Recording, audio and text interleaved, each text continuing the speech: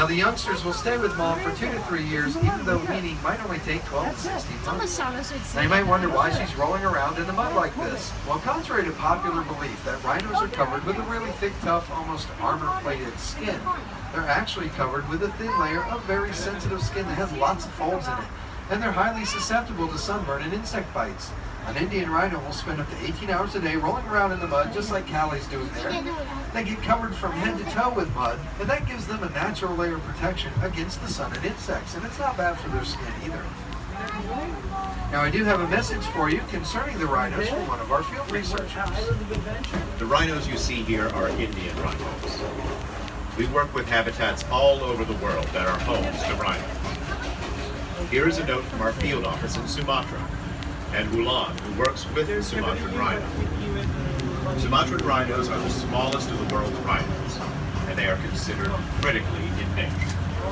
My name is Ulan Puspari, and I'm the Species Conservation Specialist for WCS Indonesia program.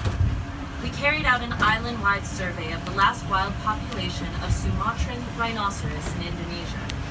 With so many unknowns on how to manage Sumatran rhinos in the wild or captivity, our studies showed definitively that we must protect them at source. The cost of doing nothing could be the extinction of the species, and I can't imagine that. Now Asia is the continent with the largest number of deer species, and it's well known for its deer diversity. Coming up in our next exhibit, we're going to be looking for several species of deer, as well as some antelope.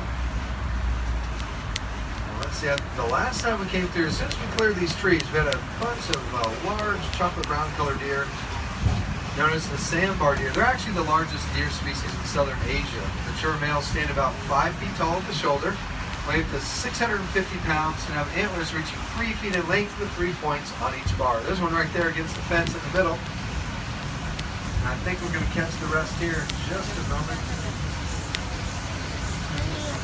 As we come around here, you're going to see a little deer way out there against the second fence line. That's a hog deer. That's a full-grown male. The hog deer get their name because their body shapes resemble hog bodies. They're short and heavy like hogs, and they even behave like hogs. They run low, and they creep, and they go underneath obstacles instead of leaping over them like other deer species do. Now, it looks like all the sandbar deer and the rest of the hog deer are going to be on the far right-hand side here. Once we get past this hill with all the rocks on top of it, we should start to see them. Now we're also looking for a very large animal. It looks like it's wearing black and white socks. That's the nilgai antelope. Their name actually means blue bull in Indian. They get that name because the males have a bluish-gray tint to their coat, as compared to females who are more reddish-brown in color. Again, they are the largest antelope in Asia. Males have horns, females don't. Here comes some of those sandbar deer right here. Right in front of us. They're checking something out. See, they're quite large. There's the rest of the herd coming out from under the trees here. Now these two little red deer right here, this is a full-grown Indian muntjac deer couple. That's the male on the back, he's got the antlers, the female doesn't have them. Known as barking deer, when they're scared or afraid, they bark like dogs, and they also have scent glands by their eyes that they use to mark their territory. But again, those are two full-grown animals. Here come those nilgai antelope right here. You see the male there to the left, he actually does look blue in color compared to the females. Then out on the hill we have the rest of the hog deer herd. Now we have 3 unusual looking geese right here laying on the ground. Those are the bar-headed geese from Southeast Asia. Their claim to fame is that they fly at high altitudes, over 25,000 feet. And as we cross the double fence line, look in that back corner there. You have a small black-gray animal laying right on top of the rocks, or between the rocks.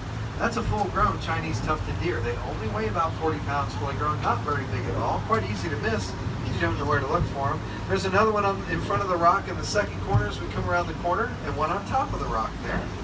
Now, like the white-tailed deer here in New York, they do have a white tail and rump that they use in deer communication.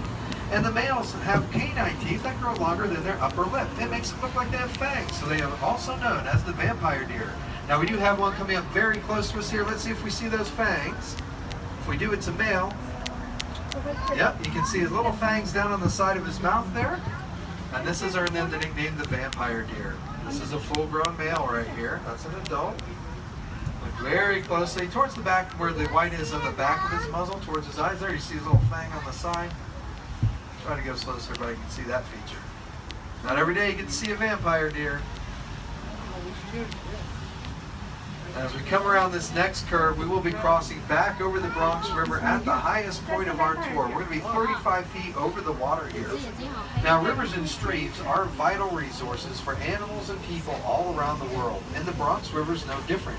Now, this particular stretch of the river provides a habitat for ducks, turtles, fish, and migrating birds. There we go. Now, we actually also have a couple of beavers that live in here. They live down by the other bridge. Anybody know the name of our beavers here at the Bronx Zoo? No? No one wants to guess? One is Jose, and one is Justin Beaver. Anyway, as we come off the river on the other side, we're entering some rocky terrain, the perfect habitat for wild goats. We have a markhor down there in the tree, standing at the base of the tree anyway.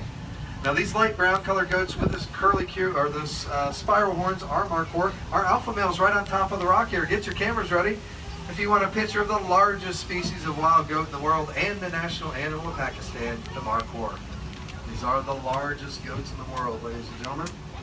Now, incidentally, they can also jump 6 feet straight up in the air without a running start. So not only are they huge, but they can jump pretty high as well.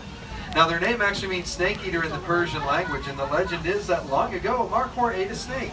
The snake tried to escape by growing up out of the animal's head, but it broke in half and turned to stone, and created the 5-foot-long horns you can see on a mature male today.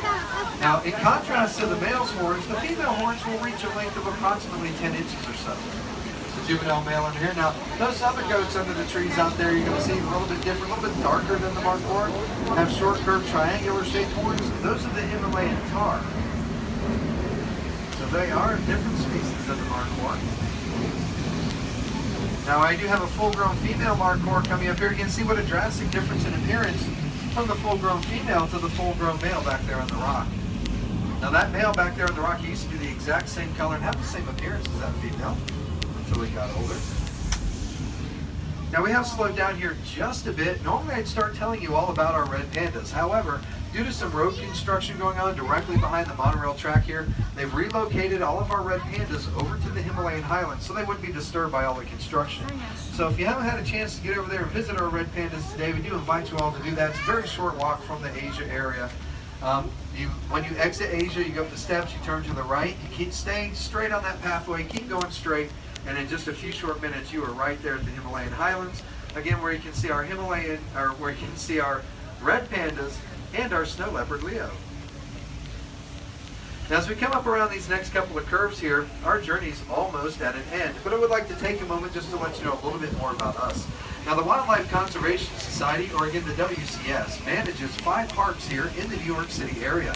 We do have the Bronx Zoo here, which again is our world headquarters. But we also manage the Central Park Zoo, the Queens Zoo, the Prospect Park Zoo, and the New York Aquarium over on Coney Island. Now we also have scientists working out in the field at more than 300 locations in over 60 countries all around the world.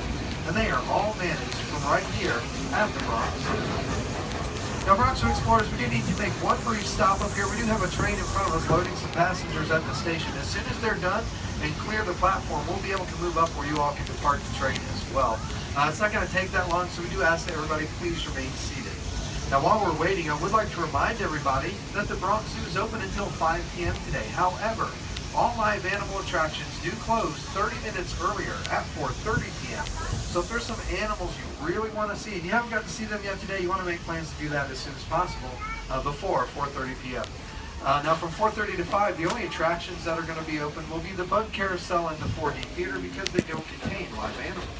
Now if you do have that total experience ticket, you want to make sure you're visiting as many of the highlighted yellow areas on your park map as possible today because those are all of the attractions that are included with your experience.